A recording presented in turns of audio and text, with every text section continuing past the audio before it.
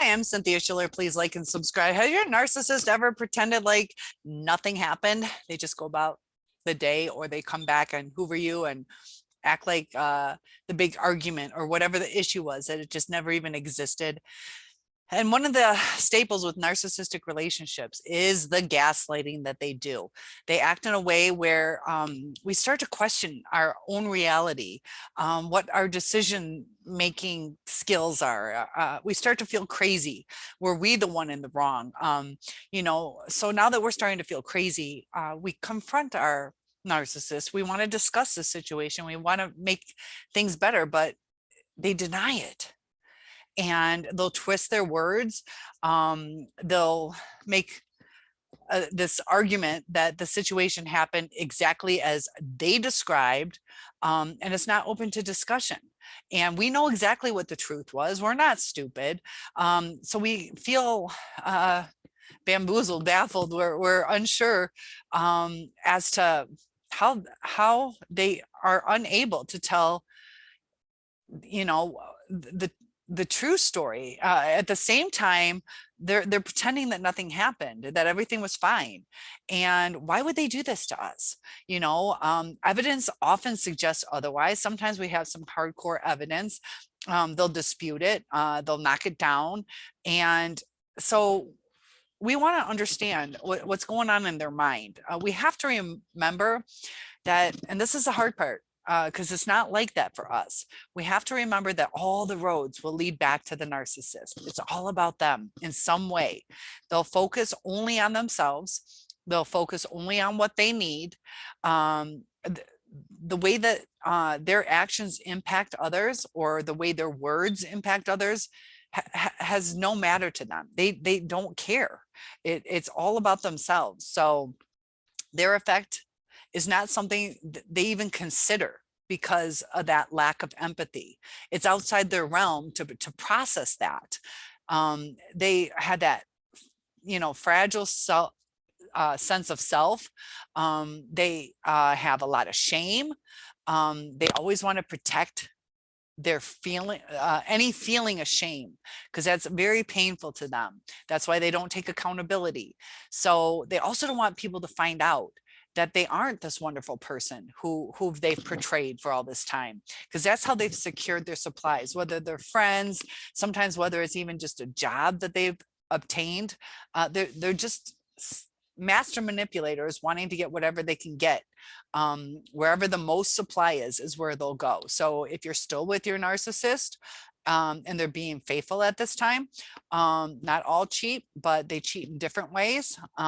They cheat on time, they cheat on physically, they'll cheat just in different ways. But for the narcissist, in order to prevent this narcissistic injury, or taking accountability, they'll project onto us, they'll blame shift, they'll even lie to divert the attention onto someone else, as long as it's away from themselves. So whoever they can deflect it on, that's what they're going to do. They at all costs will avoid taking responsibility, and they have to do that to calm their feelings of shame. And they put so much energy into avoiding these feelings of shame that they'll go to great heights to make sure, and that's why they just pretend it didn't happen. They don't want to look at it. It's their inner self is too ugly to them to even look at. And when somebody else takes responsibility, they're accepting they played a role within it, but the narcissist doesn't want to do it. So whether their actual involvement is true or false, the narcissist isn't even willing to entertain the discussion sometimes, and they don't know how to cope with that. They're in that juvenile state to where their mind hasn't grown that way. It's the educational part of their brain has grown, the emotional part was stunted. And that's something that we really need to understand. Don't feel sorry for them, but we're talking to 2-year-olds. We're talking to, really young kids emotionally, but we're talking to intelligent people. That's where it gets dangerous.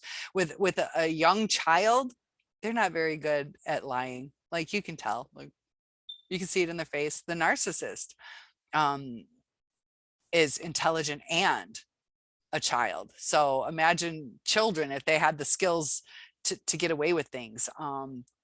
So the narcissist, you know, no matter what happened, you know, they just continue to deflect, they'll outright lie, and they just pretend nothing happened. It's infuriating to us because it's making us feel crazy. Like, no, I'm trying to talk to you about this. And they come back with things that don't make sense. And this is the part that really hurts is our feelings are invalidated. Like whatever we have to say doesn't matter. We're not asking them always to agree with us, but to hear us, to work around things, to agree to disagree, but to address the issue, and they don't want to do it. So the narcissist will gaslight, they'll rage to get our attention away from things. And they're masters at acting like everything is normal. You know, we should be able to bring our emotional experiences for the thing that happened to them. But they invalidate it. You know, our feelings are denied. And that was our safe spot. That was our person.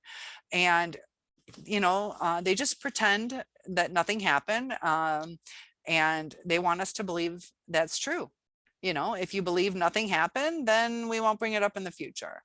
The narcissist hates the confrontation because they feel that they might be like at risk of being exposed in the lies that they live. So they shut down. They don't have to talk about it. They don't have to remember all these lies. If you tell the truth, you don't have to remember anything. If you lie, there's a lot you got to remember. So they don't want to talk about it. They'll shut it down. So to avoid these confrontations, they'll start to pretend, you know, nothing happened. And they reassure us on that to a point where we almost think, maybe they're right, because we start to question our own reality. The longer you're in these relationships, the longer you lose your sense of reality.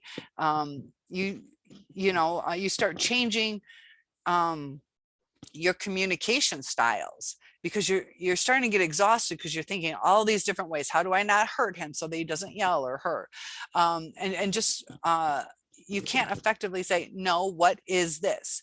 You're like, you know, passively talking to them when, you know, it needs to be succinct and they won't listen to it. This is where the snowball starts going. So the narcissist, they'll also pretend that nothing happened so they can do it again. They know they got away with it. Every time we overlook it or fall for their lies, they don't want to admit their fault. And what's crazy is, you know, we'll often apologize for their behavior, you know, and it's kind of mind-blowing where these relationships go. So the narcissist won't change.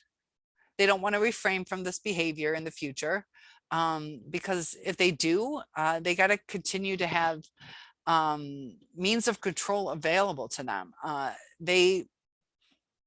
They don't know how to handle things.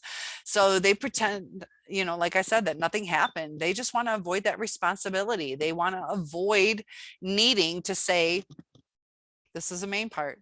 They don't want to say and commit to it won't happen in the future. If they deal with it, you know, let's say it was cheating. They don't want to say that because that's something they're not going to uphold. They don't want to promise things they don't want to do. They just want to do what they want to do. You know, if we're like, you know, don't bail when we have a family picnic.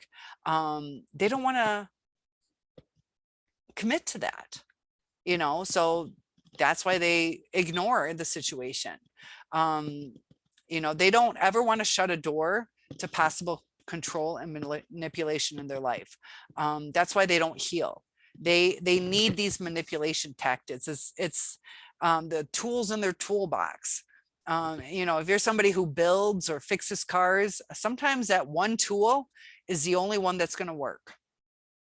And so the narcissist doesn't want to get rid of whatever that tool is, whether it's gaslighting, raging, silent treatment. They don't want to get rid of that one tool.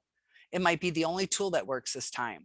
And that's another reason why it's hard to figure out, if our person was a narcissist, because there are different tools that they use. It's not one type, like a painter always uses a paintbrush. A car mechanic's really not going to use a paintbrush unless they're dusting something off. But if the narcissist convinces us or others they did nothing wrong, like I said, they can do it again. And if they don't interact with us to understand our viewpoint, nothing's going to change. They might interact with us to convince us that they're correct, so they can just continue acting that way. So the most effective way for us to handle these kind of situations is just not to engage. And that's really hard if you're an empathetic person. It's really hard if you want to fix things. The more we try to fix things, the more things fall apart.